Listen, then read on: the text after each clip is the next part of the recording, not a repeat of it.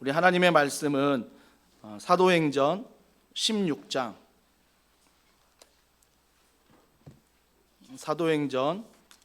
우리 16장 25절로 34절 말씀을 한 절씩 교독하겠습니다.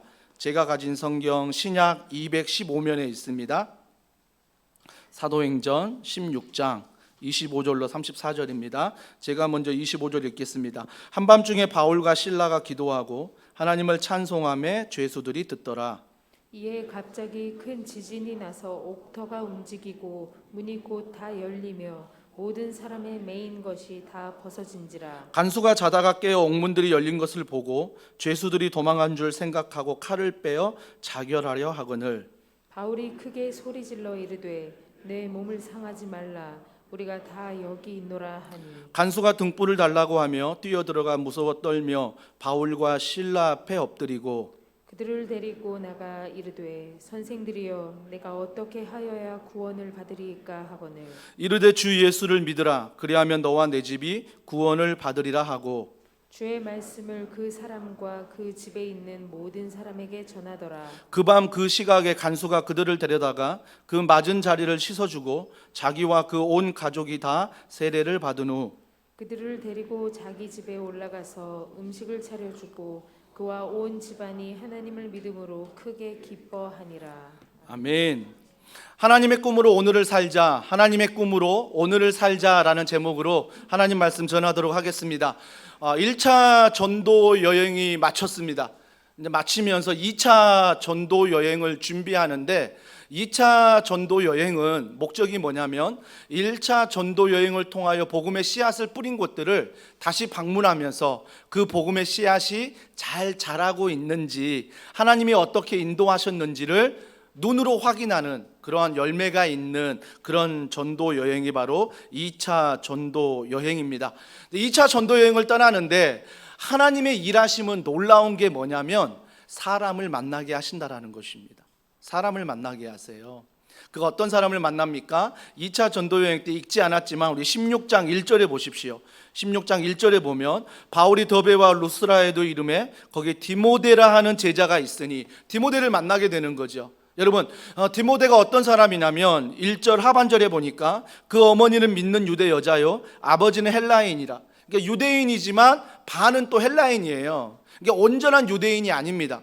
여러분, 1차 전도 여행 때 제가 바울에 대해서 이야기할 때 바울은요 전도 여행을 가는데 주로 이방 땅에 방문은 하지만 항상 어디를 방문했다고요? 성전을 방문했습니다. 회당을 방문했어요. 회당을 방문하니까 누가 있어요? 그 회당에는 하나님을 믿는 유대인들이 있다라는 것입니다. 그러니까 사도 바울이 이방에 가서 복음을 전하지만 여전히 회당에 들어가서 유대인들에게 하나님을 믿는 유대인들에게 복음을 전하고 있었습니다. 근데 하나님이 누구를 만나게 하십니까? 유대인을 만나게 하는 게 아니라 이방인을 만나게 합니다. 이게 반은 유대인이요 반은 헬라인이니까 유대인이 아닌 디모데를 하나님이 바울과 만나게 한다라는 것입니다. 우리가 읽지 않았지만 그 전 본문을 보면 실라가 나옵니다. 바울이 실라와 함께 하는데 이 실라가 누구냐면 실라가 로마 사람이에요. 왜 하나님이 유대인에게 회당에 가서 복음을 전하는데 유대인을 만나게 안 하고 이방인 디모데를 만나게 하고 로마인 실라를 만나게 할까? 여러분, 하나님이 만나게 하신 사람들을 보면요 하나님의 꿈이 보이고 하나님의 뜻이 보입니다. 하나님의 꿈이 무엇입니까? 하나님의 뜻이 무엇입니까? 그건 바로 너가 유대인에게만 복음을 전하는 게 아니라 하나님의 꿈은 이방인에게 너가 복음을 전하면 좋겠다. 더 나아가 하나님의 최종 복음의 종착지는 어디입니까? 로마예요. 로마에 가서 왕들에게 하나님을 믿는다는 그들에게 다시 복음을 전하여라. 사도 바울에게 하나님의 꿈이 바로 이것입니다. 그런데 여전히 사도 바울은 유대인에게만 관심이 있고 하나님을 믿는 그들에게만 복음을 전하는데 관심이 있다라는 것입니다. 여러분, 사도 바울의 관심을 가지고 이제 교회를 나가서 복음을 전하고 세워가는데 어떤 일이 일어나냐면 자 보세요. 오늘 5절과 6절에 보면요, 6절, 특히 6절에 보겠습니다. 6절, 성령이 아시아에서 말씀을 전하지 못하게 하시거늘, 아니네요, 5절이네요. 자, 5절 보겠습니다. 이에 여러 교회가 믿음이 더 굳건해지고 수는 날마다 늘어가니라. 여러분, 5절에 보면 어떤 일이 벌어집니까? 사도 바울이 유대인에게 복음을 전하고 회당에 복음을 전하는데, 이건 하나님의 꿈이 아니었어요. 사도 바울의 꿈이었습니다. 사도 바울의 꿈이었는데, 사도 바울의 꿈으로 복음을 전하니까 교회가 세워진대요. 믿음이 막 세워지고 굳건해지고 날마다 성도들이 늘어난대요. 여러분, 이걸 세상적으로 말하면 무엇입니까? 성공입니다. 세상적으로 말하면 성공이에요. 교회로 말하면, 즉 교회가 부흥이란 게 이런 건 아니지만, 교회에서 세상적으로 보는 사람은 이걸 부흥이라고 합니다. 야, 교회가 믿음 안에 세워진대. 야, 교회에 날마다 믿는 자들이 더해진대. 이게 교회도 부흥하고 있네, 이렇게 말할 수 있다는 것입니다. 물론 하나님의 부흥은 숫자가 더해지는 게 부흥이 아니죠. 오히려 믿음이 더해지고 예수님을 닮아가는 게 바로 하나님이 원하시는 부흥입니다. 하지만 사도 바울이 하나님의 꿈을 가지고 가는 게 아니라 자기의 꿈으로 회당과 유대인에게 복음을 전할 때 교회가요, 믿음 안에 세워지는 거예요. 수가 더해지는 거예요. 여러분, 우리가 빠지기 쉬운 함정이 뭔지 아세요? 신앙생활 하면서 바로 이거예요. 세상 사람들이 보는 성공이라는 그 성공의 자리에서 우리가 착각하고 함정에 빠지는 이유가 그것이 하나님의 꿈인 줄 안다라는 것입니다. 성공하니까, 교회 부흥하니까, 숫자 더해지니까, 장사 잘 되니까, 우리 가정은 평안하니까. 그러니까 그 평안함이 뭐예요? 하나님의 꿈인 줄 착각한다라는 것입니다. 오늘 사도 바울이 하나님이 그를 다메섹에서 만나고 부를 때에 이방인들에게 복음을 전하고 결국 로마에 가서 복음을 전하라는 꿈을 주셨는데, 사도 바울은 그 꿈은 잊어버리고 온전히 이방인 땅에 가면서도 이방인이 아닌 유대인들에게 복음을 전하고 있다는 것입니다. 그런데 교회가 부흥하고 숫자가 더해지는 거예요. 사랑하는 성도 여러분, 사도 바울만이 빠지는 함정이 아니라 우리가 한 주간에 빠졌던 함정입니다. 그냥 우리 교회가 부흥하니까, 그냥 우리 가정이 아무 일 없으니까, 또 우리 직장에 아무런 문제 없이 승진하고 또 내가 연봉 늘어나고 그러면 내가 인정받으니까, 우리가 쉽게 그런 환경에서 뭐라고 생각할 수 있어요? 이게 하나님의 꿈이구나, 이게 하나님이 원하시는 것이구나 생각할 수 있습니다. 근데 반대의 경우도 조심해야 됩니다. 반대의 경우, 뭐 실패하고 고난받고 꼭 그래야 하나님의 뜻인가? 아니죠.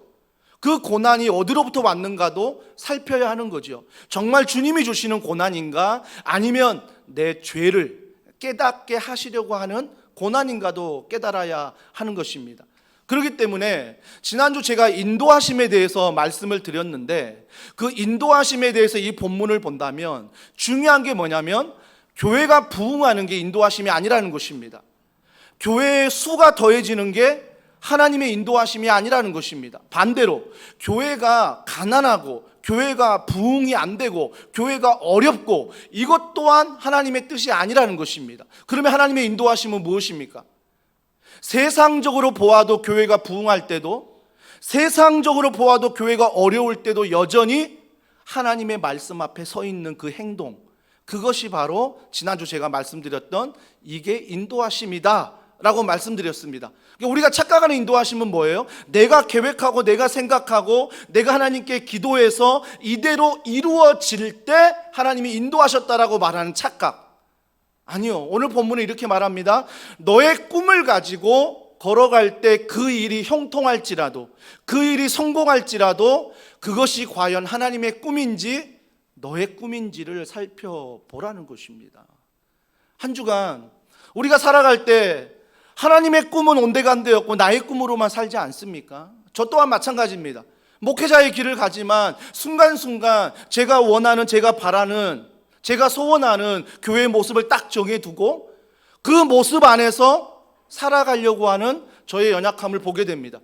뭔가 내 안에 사명과 목표와 꿈을 가지고 하나님은 상관없이 그 꿈만을 향해, 그 목표만을 향해 걸어가려는 나의 모습, 그럴 때 위험한 건 뭐냐면 성공하는 게 위험한 거예요. 그게 하나님의 꿈으로 착각해버리거든요. 그게 하나님이 성공이라고 착각해 버리거든요. 오늘 사도 바울이 그렇습니다. 사도 바울이 다메섹에 만나 주셨는데 그가 나의 꿈을 꾸며 사역하는데 교회가 부흥한다는 이유로 이게 하나님의 꿈이라고 착각하고 있다는 것입니다. 사도 바울이 착각하고 있어요.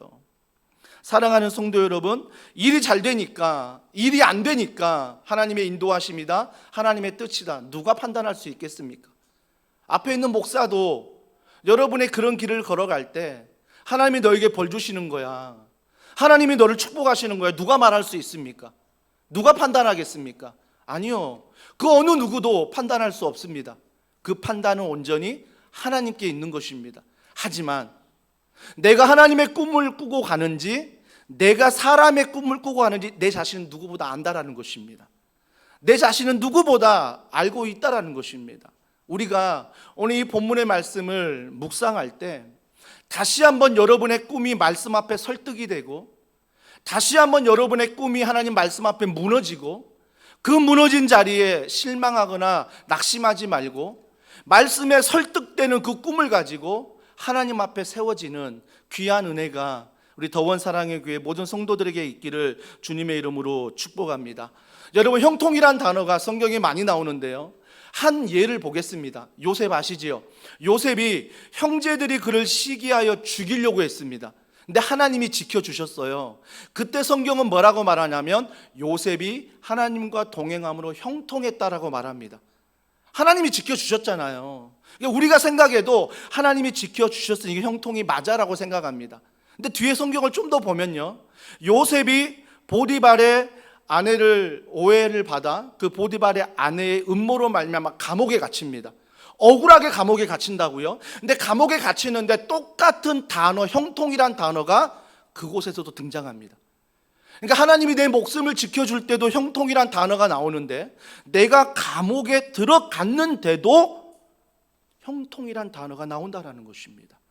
사랑하는 성도 여러분, 우리의 사고방식이, 우리의 신학이 여기에서 말씀 앞에 설득이 돼야 됩니다. 나의 꿈이, 또 내가 바라는 세상의 성공이 하나님의 꿈이요 하나님의 성공이 아니라는 것입니다. 여러분이 꿈꾸는 것을 철저히 하나님 앞에 내려놓고 말씀 앞에 비추어 설득해야 됩니다. 말씀이 나를 설득해야지 꿈이 나를 설득하면 안 되는 거예요. 말씀이 나를 설득하고 끌고 가야지 내 생각이 나를 결정하고 내 생각이 나를 모든 걸 끌고 가는 게 아니라는 것입니다. 여러분 생각이 여러분을 끌고 갈 때 아무리 성공하다 할지라도 찬송가 중에 허송세월 하지 않게 해달라고 하는 찬양이 있잖아요. 저는 영적으로 여러분이 여러분의 꿈으로만 나가고 성공으로만 나가면 허송세월 하는 것입니다. 그보다 억울한 게 어디 있습니까? 나 하나님 믿는데, 나 하나님 믿는데 하나님 앞에 갔더니 야, 너는 너의 꿈대로 살고 나의 꿈대로 살지 않았더라? 너 허송세월 했네. 그것만큼 억울한 게 뭐 있어요? 정말 내가 모태신앙이요, 내가 주님을 알아서 신앙생활하면서 정말 1년을 따지면 몇 시간을 주님을 섬긴다고 예배를 드렸고 헌신했고 헌금을 했고 정말 주님 앞에 몇 대째 믿는 신앙이라고 나가고 있는데, 만약에 주님이 허송세월했다라고 말한다면, 주님 앞에 섰는데 나의 모습에 나의 꿈이 모두 허송세월해 본다면 그것만큼 억울한 게 어디 있겠습니까? 그것만큼 안타까운 게 어디 있겠습니까? 사랑하는 성도 여러분, 반드시 기억하십시오. 우리는 우리의 꿈도 있어야 되지만 우리의 꿈과 우리의 성공을 말씀 앞에 내려놓아야 합니다. 그래서 말씀이 나의 꿈에 대해서 뭐라고 말하는지, 말씀이 우리 직장과 우리 가정과 우리 교회에 대해서 뭐라고 말하는지를 자꾸 말씀을 통해 들어야 한다는 것입니다. 여러분, 듣지 않으면요, 앞에 있는 목사도 신학을 전공하고 4대째 믿는 가정에서 잘하고 있지만요, 여전히 제가 말씀을 덮어놓고 여러분 앞에 신앙생활 하잖아요. 그러면요, 제가 생각하는 교회를 만들어 버린다니까요. 제가 하고 싶은 교회를 만들어 버린다니까요. 제가 이게 성공이야, 교회가 이 정도는 해야지 라고 생각하는 저의 생각 안에 교회를 세워나갑니다. 근데 주님은 말씀하십니다. 현철아, 그건 너의 꿈이야. 그건 너의 꿈이야. 그건 너의 성공이야. 여러분, 우리가 꿈이 없어야 된다라고 말하는 게 아니라 모두가 꿈을 가지십시오. 사명을 찾으십시오. 소명을 발견하십시오. 하지만 그 소명과 사명과 꿈이 오늘도 말씀을 펴서 내가 읽을 때에 이 말씀 앞에서 설득이 되어 그 꿈이 나의 꿈이 아니라 하나님의 꿈이 되어야 한다는 것입니다. 사도 바울이 그걸 놓친 거예요. 하나님의 꿈은 이방인들에게, 로마에게 복음을 전하는 것인데 사도 바울은 하나님을 믿는 유대인들에게 전하고 있고, 그곳에 교회가 좀 성공한다고, 교회가 좀 부흥한다고, 이게 하나님의 꿈으로 착각하고 있다는 것입니다. 근데 감사한 건 뭐냐면요, 오늘 본문을 보면 성령 하나님이 우리를 날마다 부르신다는 것입니다. 저는 이게 너무 고마운 거예요. 나는 철저히 이기적으로 하나님을 믿는다 하면서 내 꿈을 향해 가는데, 성령 하나님은 그런 나를 향해 야단치지 않고 그런 나를 향해 현철아, 현철아, 현철아 라고 말씀을 통해 부르신다는 것입니다. 말씀을 읽을 때만 부르십니까? 아니요, 오늘도 말씀을 들을 때 부르십니다. 한 주간 이 본문을 묵상할 때 늘 나에게 이 말씀을 통해 부르시는 하나님. 그러니까 성령 하나님이 살아계신다는 게 뭐냐면, 저에게 이 말씀을 읽을 때 말씀을 걸어오세요. 말씀을 걸어오세요. 무슨 말씀을 걸어옵니까? 너는 혹시 바울 아니니? 너는 혹시 네 꿈으로 살아가지 않니? 그러니까 말씀을 읽을 때 그런 말씀들이 나에게 물어오는 거예요. 그러면 내가 그 물음 앞에 대답해야 되는 것입니다. 하나님, 이번 한 주간도 내 꿈으로 살았습니다. 내 최선으로, 나의 노력으로만 살았습니다. 이게 나쁜 건 아닌데 하나님의 앞으로 가져가지 못했다는 거예요. 하나님의 꿈으로 살지 못했다는 거죠. 그러니까 성령 하나님은요, 언제나 말씀하신다는 거예요. 여러분, 하나님의 음성은요, 말씀을 펼 때 들리십니다. 하나님의 음성은요, 같이 기도하는 다락방 안에서 들립니다. 하나님의 음성은 내가 제자 훈련 받으면서 들립니다. 하나님의 음성은 우리 교회 안에 함께 섬기면서 누군가의 음성을 통해 들린다라는 것입니다. 하나님은요, 오늘도 우리가 섬기는 그 자리에서 여전히 누군가를 통해 내 마음 가운데 이야기하고 계신다라는 것입니다. 근데 내가 듣지 못해요. 왜요? 나의 꿈이 너무 크거든요. 나의 꿈이 너무나 크니까, 나의 성공이 너무나 크니까 하나님이 아무리 말씀하셔도 그 말씀 앞에 듣지 못한다라는 것입니다. 그러나 기억하십시오. 하나님은, 성령 하나님은 오늘도 나에게 말씀하고 있다라는 것입니다. 말씀하고 있다는 거예요. 뭘 통해 압니까? 여러분, 오늘 말씀을 계속 보면요, 자 6절에 성령이 아시아에서 말씀을 전하지 못하게 하시거늘. 여러분, 성령이요 계속 바울에게 말하는 거예요. 바울아, 그게 아니야. 너 아시아로 가면 안 돼. 유럽으로 가야 돼. 유럽으로 가야 돼. 계속 성령이 말했다라고 이야기하고 있습니다. 그런데 왜 사도 바울이 아시아로만 가려고 할까요? 내 꿈이거든요. 교회가 성공하고 있거든요.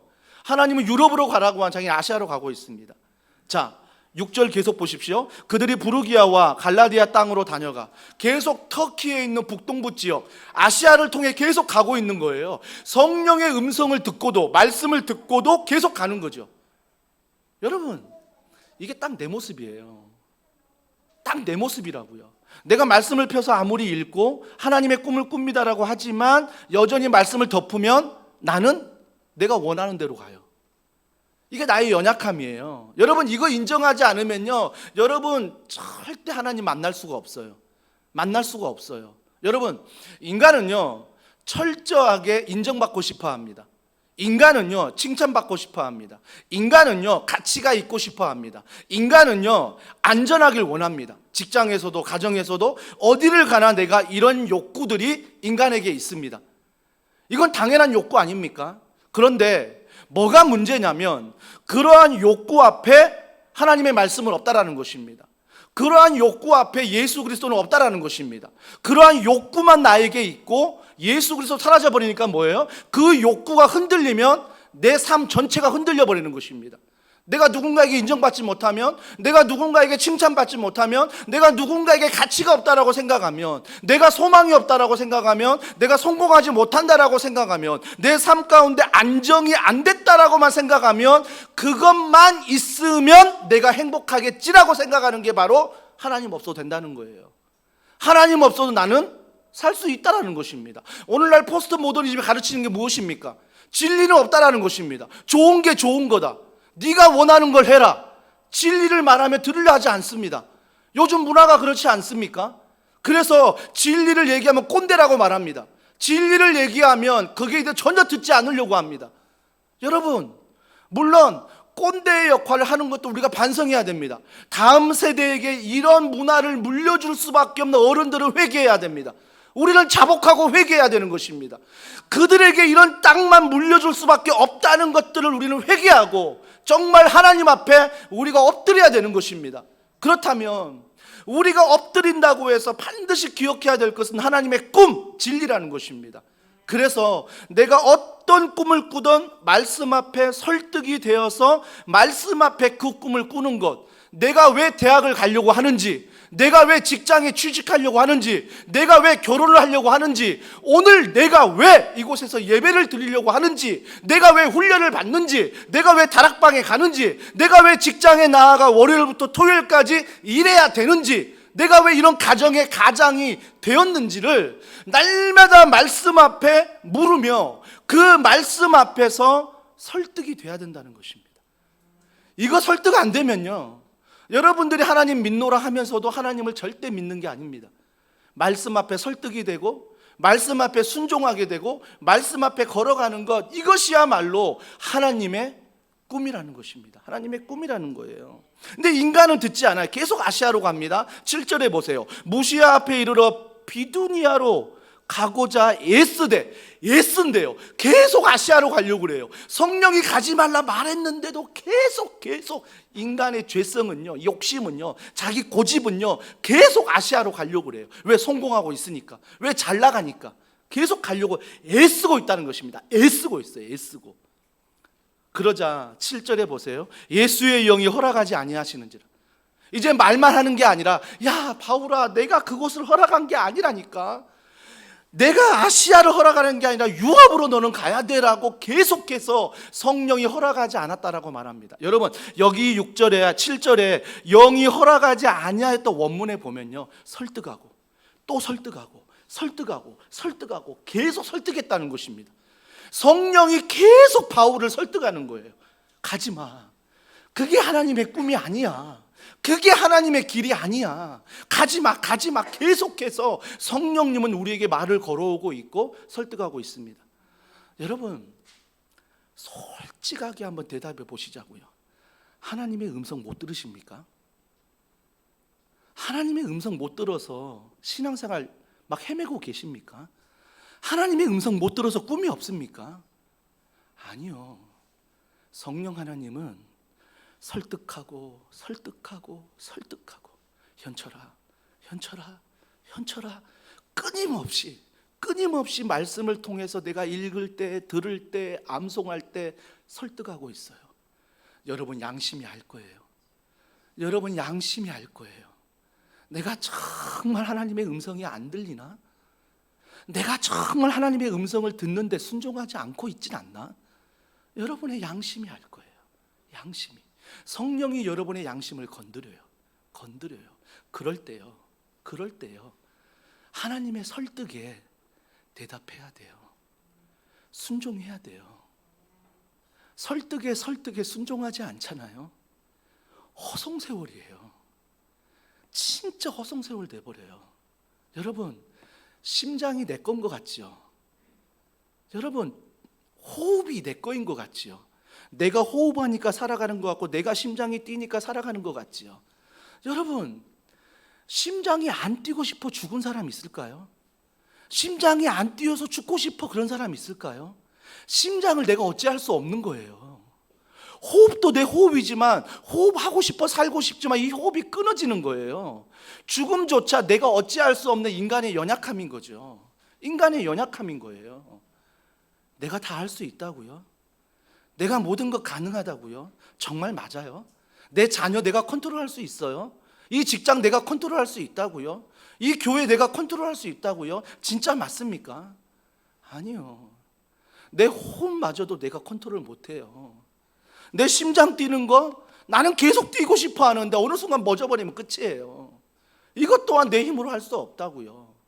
그렇기 때문에 사랑하는 성도 여러분, 하나님이 설득할 때, 오늘도 정말 부족한 종 김현철 목사를 통해서 여러분을 설득할 때, 말씀을 통해 나를 설득할 때, 그 설득 앞에서 내가 대답할 수 있어야 되고 그 설득 앞에서 내 꿈을 내려놓을 수 있어야 돼요.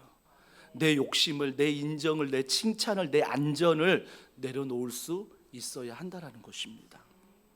그런데요, 계속해서 사도 바울이 순종을 안 해요. 자, 보세요. 8절에 무시아를 지나 드로아로 내려가는데 계속 아시아로 또 가요. 계속 아시아로 갑니다. 터키의 북동부 지역 계속 지나서 아시아로 가는 거예요. 자, 그러자 성령이 어떤 방법을 씁니까? 9절입니다. 밤에 환상이 바울에게 보이니 환상을 보여줘요. 환상을 보여줘요. 뭐라고 말해요? 마게도냐 사람 하나가 서서 그에게 청하여 이르되 마게도냐로 건너와서 우리를 도우라. 이 환상을 보는 거예요. 여러분, 그랬어요. 저는 이 말씀을 볼 때 환상 보는 거 좋아하지 마세요. 오직 말 안 들으면 환상까지 보여주냐고요. 오직 내가 믿음 없으면 환상까지 보여주냐고요. 환상이라도 봐도 너 믿으라는 거예요. 성령은요, 환상을 보여주면 끝까지 포기하지 않습니다. 여러분, 이 하나님의 사랑이 놀랍지 않습니까? 하나님은 끝까지 나를 포기하지 않으신대요. 끝까지 환상을 보여줘서 마게도냐로 가라, 유럽으로 가라. 10절, 바울이 그 환상을 보았을 때 우리가 곧 마게도냐로 떠나기를 힘쓰니 드디어 환상을 보고 아시아를 버리고 유럽으로 하나님의 꿈을 향해 걸어가게 됩니다. 할렐루야. 할렐루야. 얼마나 감사한지요. 여러분, 근데 신앙생활은요, 여기서 끝나면 좋겠어요.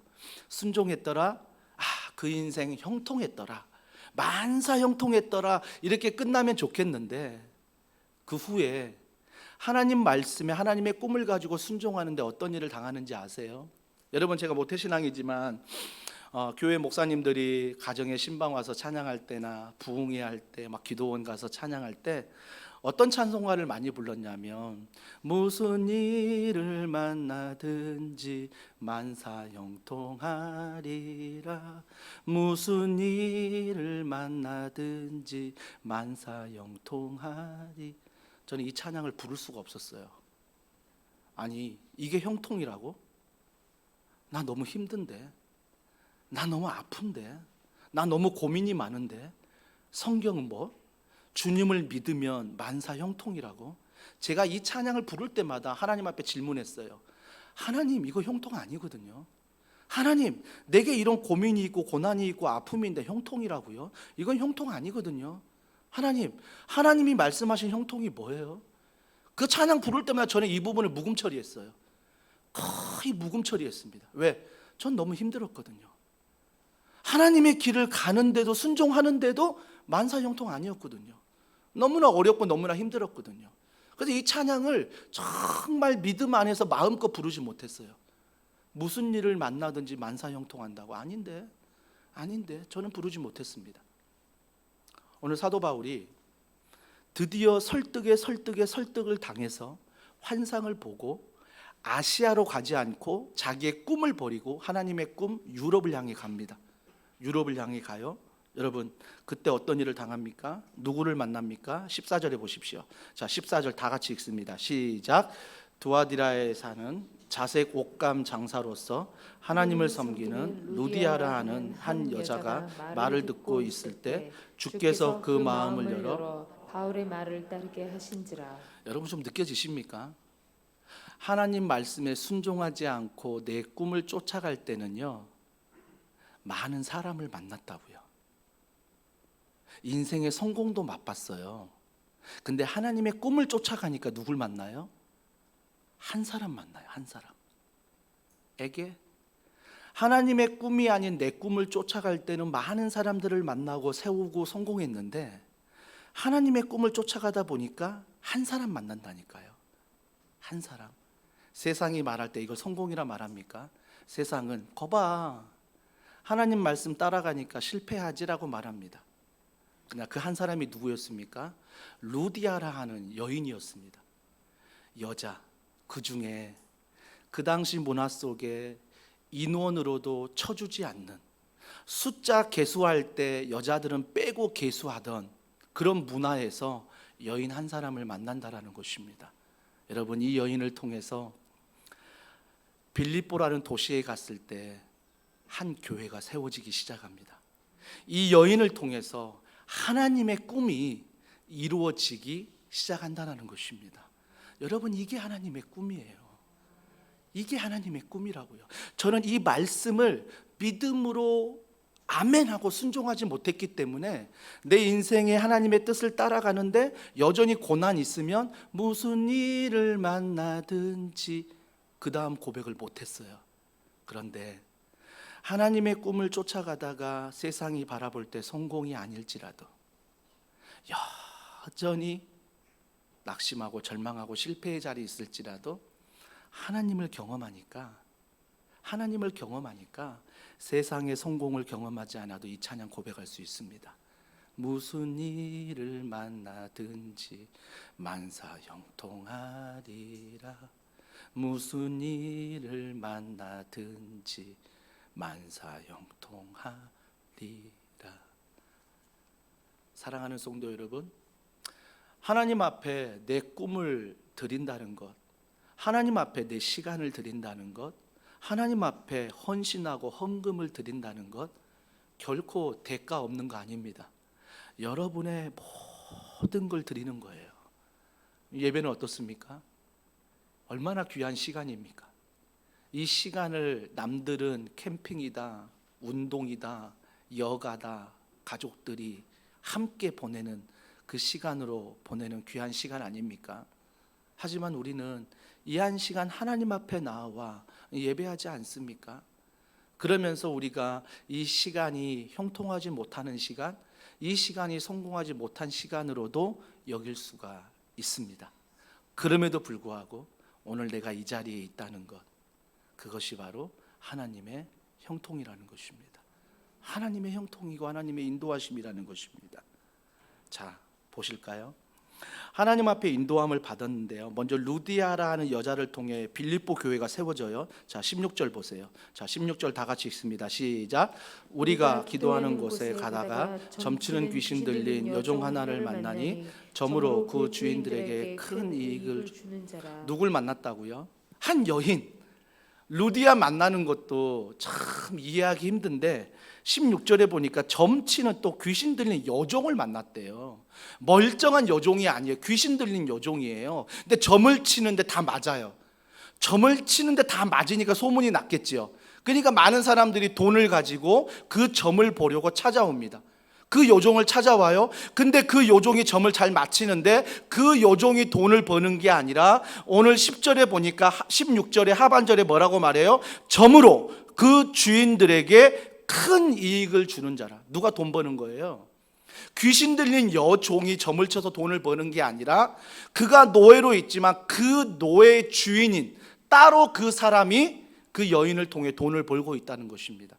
돈을 벌고 있다는 거예요. 자, 계속 봅니다. 17절. 그가 바울과 우리를 따라와 소리질러 이르되 이 사람들은 지극히 높은 하나님의 종으로서 우리의 구원의 길을 너에게 전하는 자라 하며 18절. 이같이 여러 날을 하는지라 바울이 심히 괴로워하여 돌이켜 그 귀신에게 이르되 예수 그리스도 이름을 명하노니 내가 내게 명하노니 그에게서 나오라 하니 귀신이 즉시 나오니라.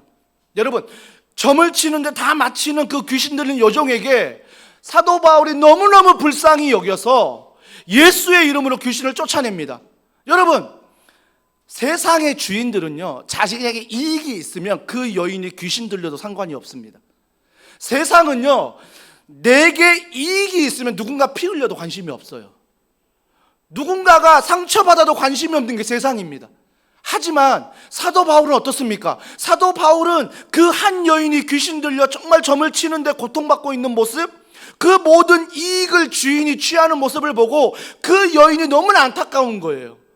너무나 안타까운 거예요. 그 여인을 향해 예수 그리스도 명하노니 귀신아 떠나라 라고 말하자. 어떤 일이 벌어집니까? 자, 귀신이 즉시 나오니라 18절에 말합니다. 자, 그 이후에 어떤 일이 벌어집니까? 자, 19절. 여종의 주인들은 자기 수익의 소망이 끊어진 것을 보고 바울과 실라를 붙잡아 장토로 관리들에게 끌어갔다가, 여러분, 내 이익이 끊어졌다는 거예요. 그 여인의 아픔이 낫는 게 중요한 게 아니라 그 여인은 피를 흘려도 그 여인은 아픔에 있어서 상관이 없는데 뭐가 상관이 있냐면 네가 귀신을 쫓아냄으로 말미암아 그 여인이 더 이상 점을 치지 못하니 내가 주인으로서 그 이익이 끊어졌다는 거예요. 이걸로 아파하는 거예요, 주인이. 여인이 낳은 걸로 기뻐하는 게 아니라 자기 이익이 끊어짐에 있어서 화가 난 거예요. 화가 났다고요. 화가 난 그 주인이 어떻게 행동합니까? 자, 19절 중반절입니다. 바울과 실라를 붙잡아 장터로 관리들에게 끌어갔다가, 여기서 장터라고 나오는데요, 원어에 보면 이곳이 바로 아고라 광장입니다. 빌립보 도시가, 제가 빌립보서 강해 설교할 때 야만적인 도시라고 말씀드렸습니다. 로마가 점령을 했는데 아직도 빌립보의 문화는 야만적인 문화인 거예요. 그러니까 로마에서 이걸 로마의 품격 있는, 로마의 좀 전통 있는 문화를 만들기 위해서 퇴역 군인들을 그곳에 보내어서 명령합니다.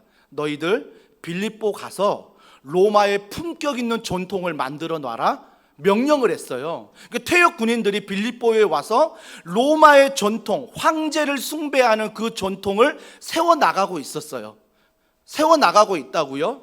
그런데 갑자기 한 주인이 자기의 이익이 끊어졌다고 해서 바울과 실라를 붙잡아다가 아고라 광장에 세웠다는 것입니다. 누구 앞에 데려갔습니까? 20절 상관들 앞에 데리고 갔다는 말입니다. 그 상관들은 어떤 임무가 있을까요? 로마의 문화를 빌립보에 빨리 세워야 되는 거예요. 그러면 누구를 숭배해야 되는 거죠? 빌립보가 황제를 숭배해야 되는 게 맞아요. 근데 갑자기 바울이 와서 뭐라고 말해요? 주 예수의 이름으로 명하노니 귀신아 떠나가라. 그러니까 황제가 아닌 예수 그리스도를 말하니까 어때요? 상관들이 화가 난 거예요. 네가 뭔데? 지금 빌립보 이 야만적인 도시가 로마 황제를 숭배하는 아주 품격 있는 도시로, 문화로 거듭나고 있는데 네가 와서 초치냐는 거죠. 네가 왜 와서 예수 그리스도 이름을 말하냐는 거죠. 그래서 어떻게 합니까? 20절 상관들 앞에 데리고 와서 말하되 이 사람이 유대인인데 우리 성을 심히 요란하게 한다. 로마의 문화를 무너뜨린다라고 말하는 거죠. 21절 로마 사람인 우리가 받지도 못하고 행하지도 못할 풍속을 전한다. 예수님을 전하고 있다는 거죠. 22절 무리가 일제 일어나 고발하니 상관들이 옷을 찢어 벗기고 매로 치라 하여.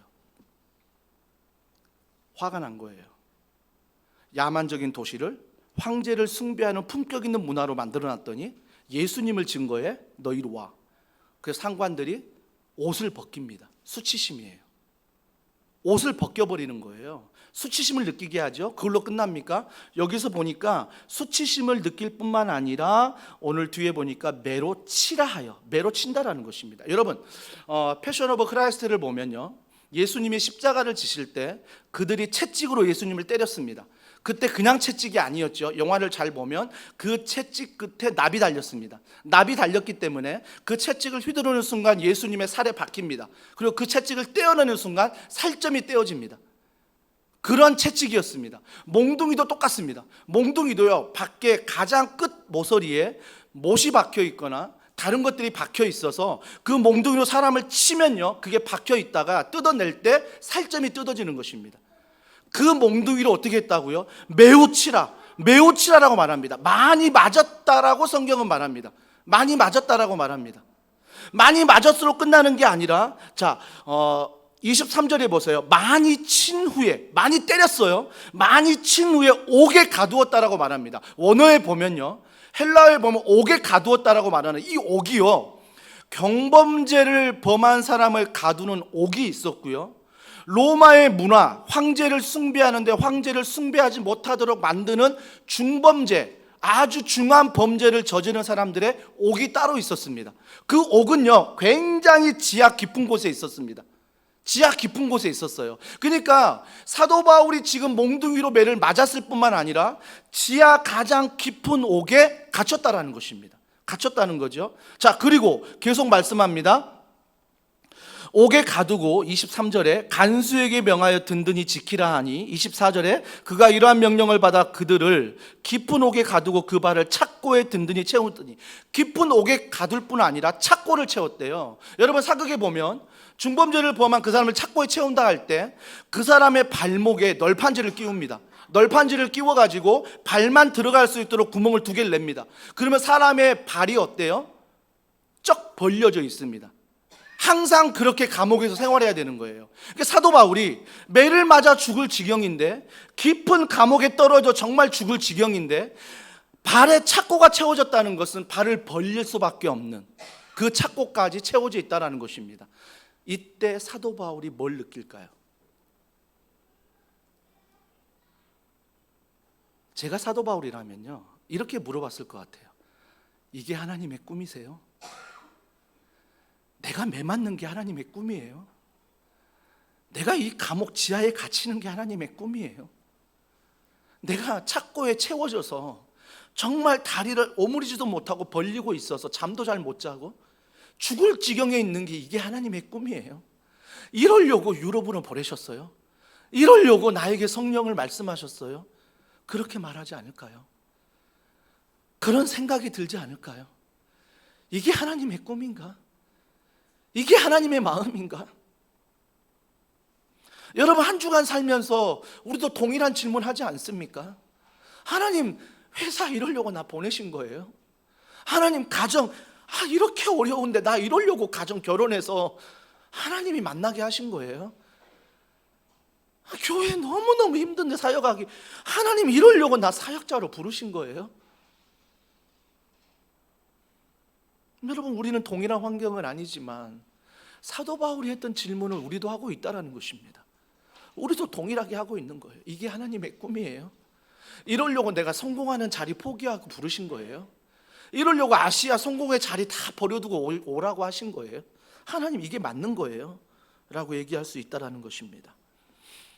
그러나 왜 하나님이 세상적으로 보면 잘 나가는 바울을 거기 네 자리 아니야, 유럽으로 가자, 매 맞고 감옥에 갇히고 착고에 채워져 하루도 숨쉬기 편할 날이 없는 그곳에 있게 하셨을까요? 왜 그랬을까요?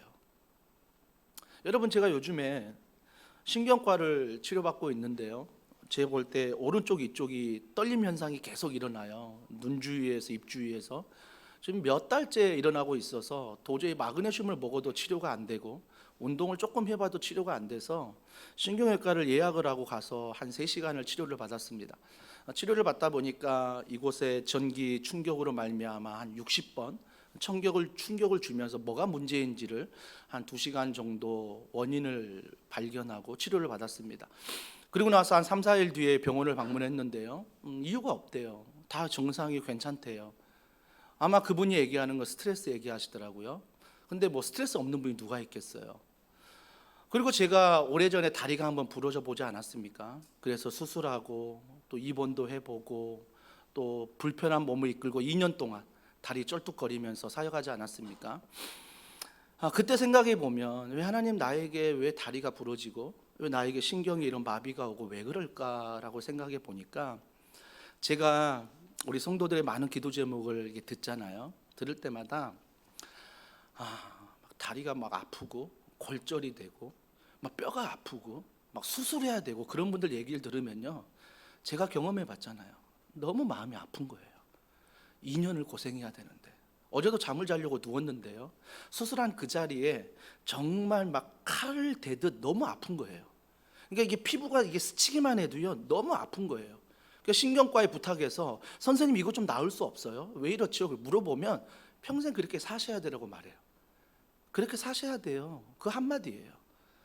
근데 매번 아파요. 너무 아파요. 너무 아픈데 그때마다 제가 느꼈던 게 성도들이 얼마나 힘들까, 성도들이 얼마나 아플까, 이게 마음에 전달이 되는 거예요. 또 피부가 막 신경이 막 떨리고 이것도 보면 막 누군가가 막 이런 기도 제목 주면 내가 경험해 보니까 야, 잠이라도 제대로 잘까? 직장생활 제대로 할 수 있을까? 이게 너무나 마음이 아픈 거예요. 이게 저만 그렇습니까? 여러분 인생을 살면서 정말 이런 경험 해보지 않으셨습니까? 나만 겪는 그 아픔, 나만 겪는 고난, 나만 겪는다고 생각했는데 누군가가 그 얘기했을 때 막 마음이 공감되지 않으십니까?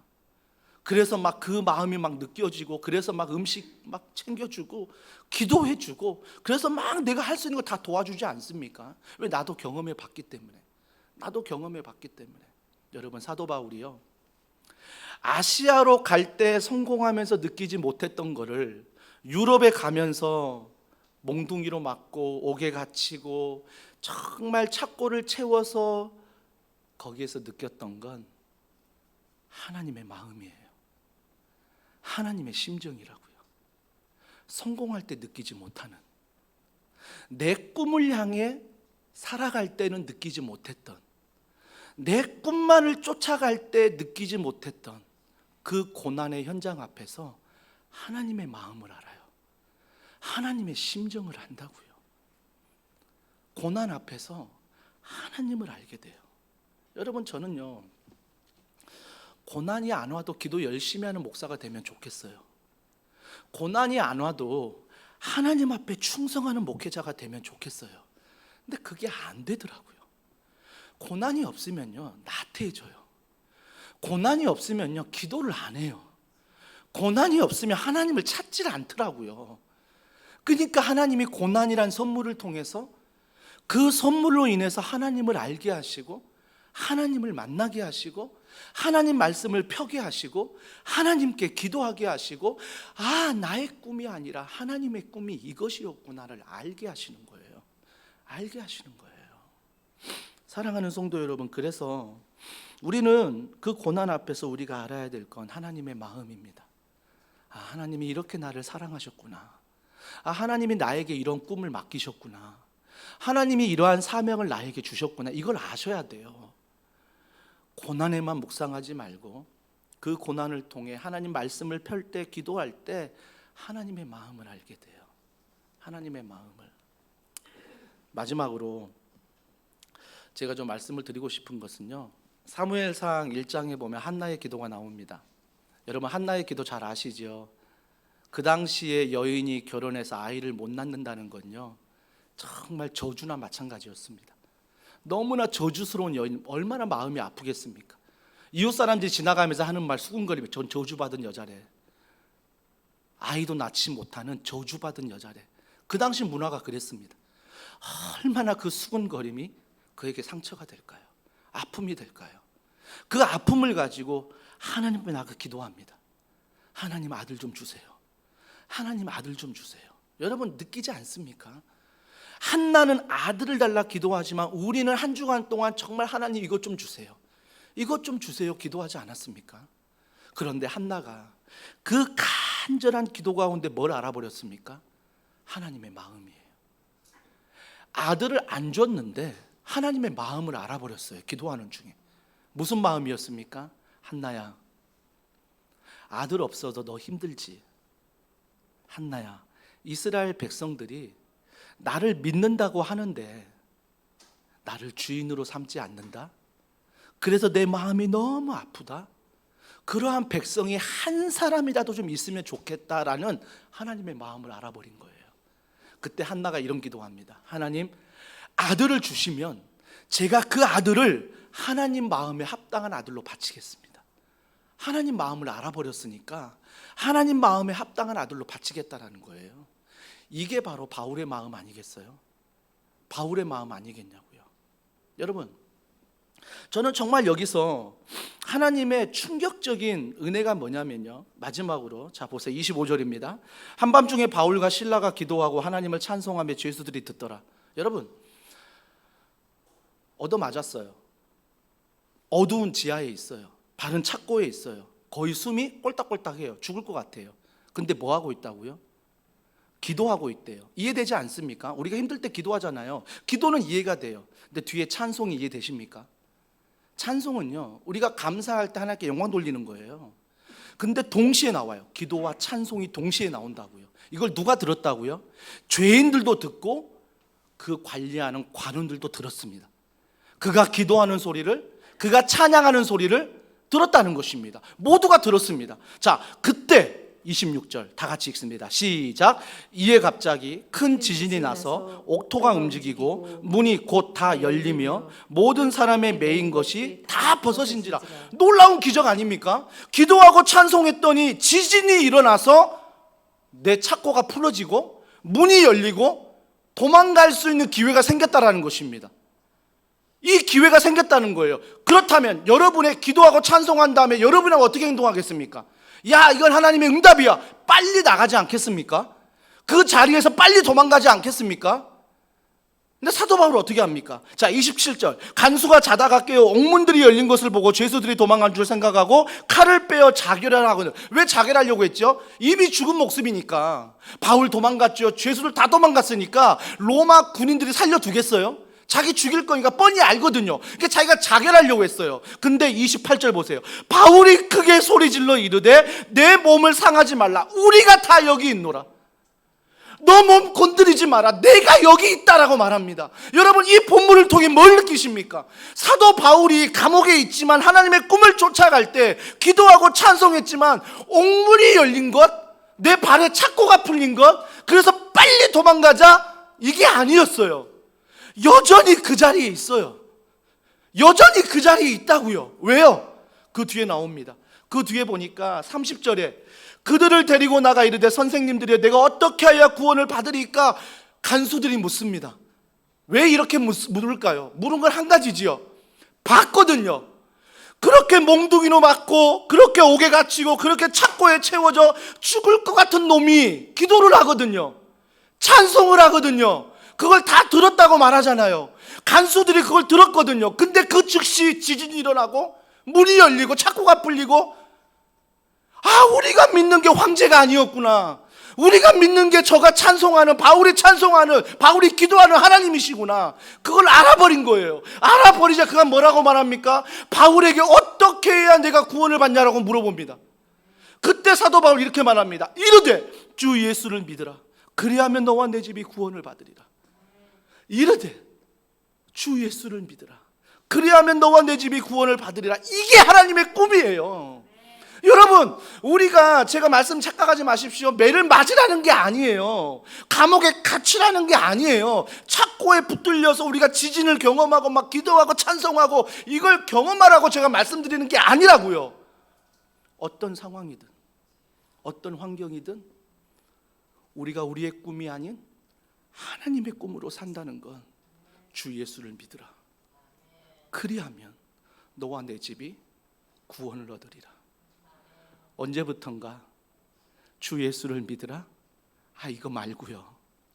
언제부턴가 십자가 구원의 은혜가 너무 감사해서 눈물 흘린 적이 있는데 이제는 십자가 찬양을 불러도 눈물 한 방울 흘리지 않고 내 삶에 내 꿈을 향해 걸어갈 때 예수님의 은혜가 생각조차 나지 아니하고 한 주간을 살아가는데 월요일부터 토요일까지 제가 압니다. 여러분의 직장이 전쟁터인 거, 여러분의 가정이 전쟁터인 거 제가 간접적으로만 잘 알고 있습니다. 하지만 그 모든 전쟁터에서 정말 피를 흘리고 철철 싸우고 있는데 전혀 십자가 의지하지 않고 전혀 예수님 의지하지 않고 전혀 하나님의 꿈이 뭔지도 모르고 내 꿈을 향해, 성공을 향해 인정받고 싶다고, 가치 있고 싶다고, 안전하고 싶다고, 소망을 가지고 싶다는 그 이유 하나로 걸어가는 나의 모습. 주님은 그래도 그런 나를 포기하지 않으세요. 현철아, 현철아, 현철아. 성경 66권을 통해서 계속 저에게 말을 걸어오십니다. 말을 걸어오세요. 이번 한 주간 어떤 환경에 있을지라도 하나님 앞에 말씀을 펴고 읽을 때 그 하나님의 설득에 내가 반응하며 순종하며 걸어가는 우리 모두가 되기를 주님의 이름으로 축복합니다. 우리 말씀 기억하면서 우리 이 찬양 주님 앞에 올려드리면 좋겠습니다. 시선이란 찬양인데요, 내게로부터 눈을 들래요. 자꾸 내 자신만 보지 말고 내게로부터 눈을 들어 주를 보래요. 주님의 말씀을 보래요. 주님께 기도하래요. 오늘 이 말씀을 통해 함께 찬양합니다.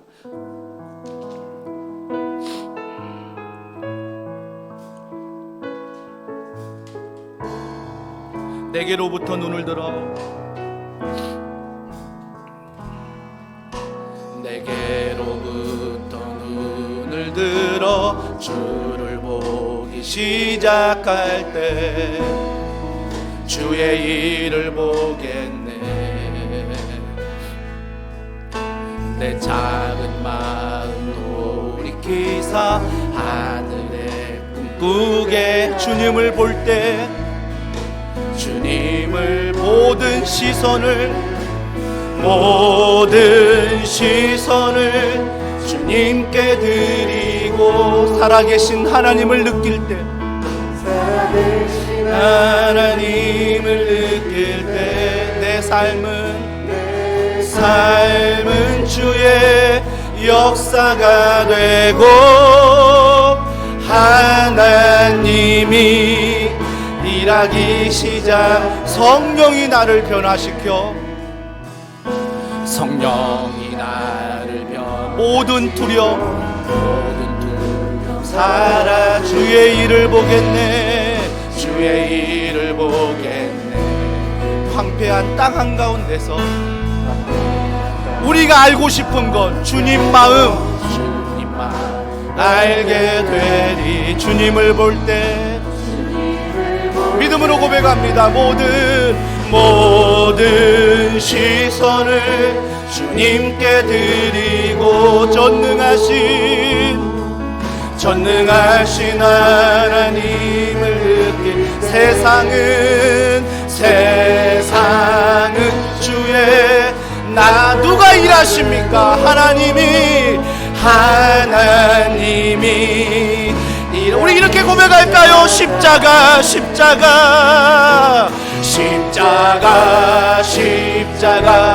내가 처음 본 나의 맘에 큰 고통 선포합니다. 오늘 믿고서 내 눈 참내 기쁨 한 번 더 고백합시다. 십자가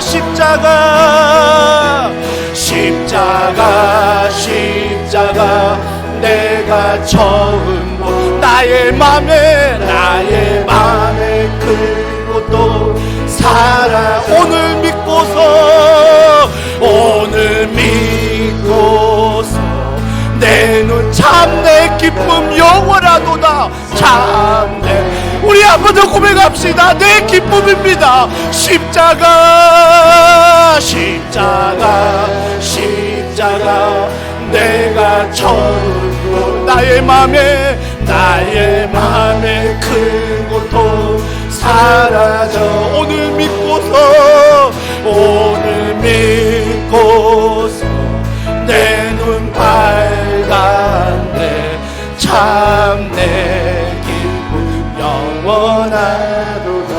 우리 이 시간에 기도합니다. 하나님, 내 눈을 들어 나를 보는 게 아니라 내 꿈을 보는 게 아니라 하나님, 성령 하나님의 십자가 그 은혜와 말씀을 펴서 그 말씀 안에 순종하며 기도하게 하실 때 내 꿈이 무너지게 하여 주시옵소서. 내 생각이 무너지게 하여 주시옵소서. 하나님의 꿈이 세워지게 하셔서 가정과 직장과 교회 안에 하나님의 꿈으로 가득하여 그 십자가의 은혜, 주 예수 그리스도의 귀한 은혜를 경험할 수 있도록 주여 은혜 내려 주시옵소서. 주여 우리를 불쌍히 여겨 주시옵소서.